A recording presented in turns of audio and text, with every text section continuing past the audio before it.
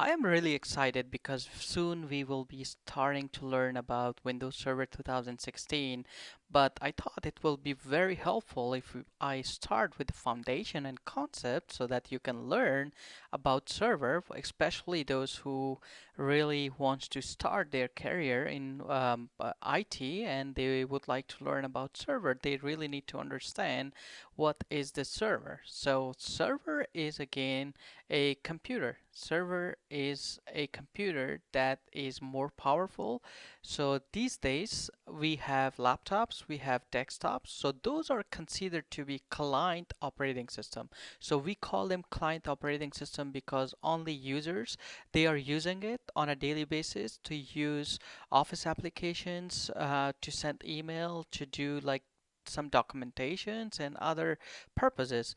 But when it comes to access a data, when it comes to access a service, when it comes to, for example, send an email through your organization's email system, when it comes to share a data into centralized system, and when it comes to, for example, print through a printing services, that's the time where we need a powerful computer so that it will be placed into in a centralized location and where, for example, inside a building, and then everyone who is connected to the network will be accessing those services. So server is actually a responder.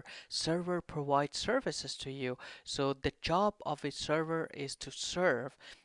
As you can see on the picture, those are a like different kind of computers that you see. They are big, they are powerful, and they are much different than laptops and desktops. But what they do is they can actually do a lot of things for you. For example, it can provide email services.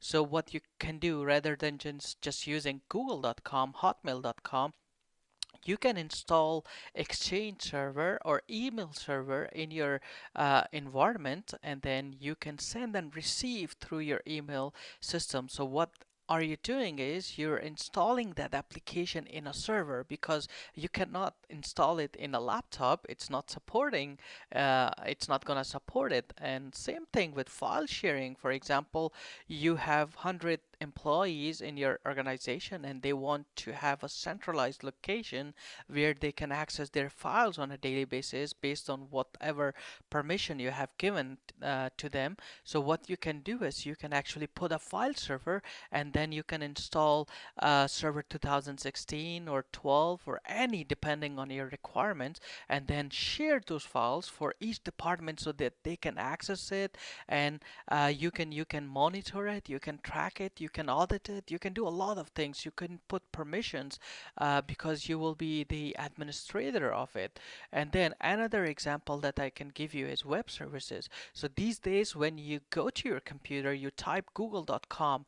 Do you know how are you accessing google.com? You're accessing it through a web server. So when you make a request, it is actually establishing a connection between your computer and google.com server, and that's how you're accessing it. So web server is providing all those um, sites to you, or the pages to you. So again, when we talk about server, we are talking about a hardware. So for example, you saw that in the picture, but when it comes to operating system, we have a separate operating system for server. So server operating systems, for example, Windows Server 2016, Windows Server 2012, Windows Server 2008, they are specifically made for a server computer that you are seeing on a screen. So those are specially made for a server.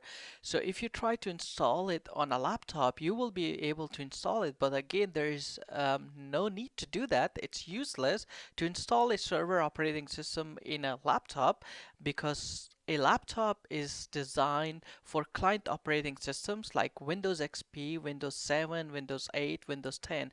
Those are called client operating system. So again, server can also be called a responder. It is a powerful computer where you run server operating system and it always responds to the request that is made by client. These days, anything that you're accessing through internet, you're accessing it through server. So there is a server sitting somewhere and you're accessing it from there. All right, so I hope this was informative for you, and I'll see you on next lesson.